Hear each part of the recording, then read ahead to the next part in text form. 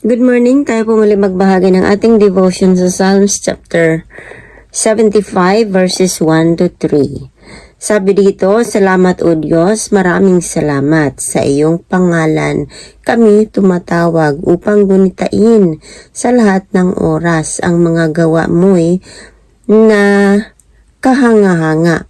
Wika ng Panginoon, sa takdang panahon, walang pagtatanging ako ay hahatol.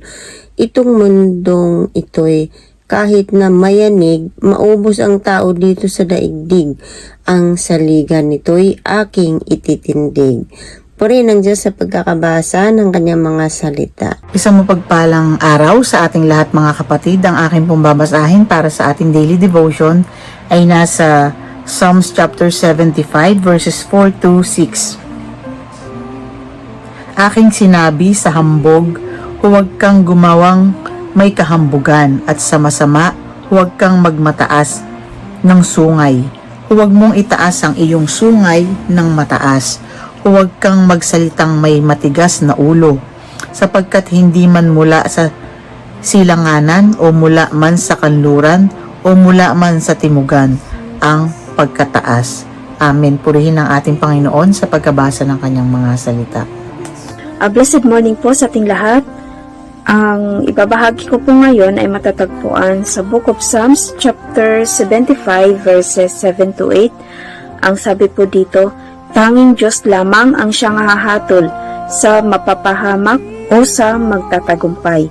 Si Yahweh na Diyos ay may kupang hawak, sariwa't matapang yaong lamang alak. Ipauubaya niyang ito'y tunggain ng taong masama hanggang sa ubusin. Amen.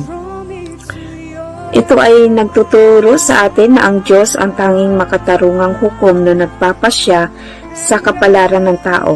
Siya nagpapasya kung sino ang dapat ibababa at kung sino ang dapat na itataas. Pinapakita din nito na hindi sa tao, lakas o posisyon nanggagaling ang tunay na kapangyarihan, kundi sa ating poong may kapal. Amen.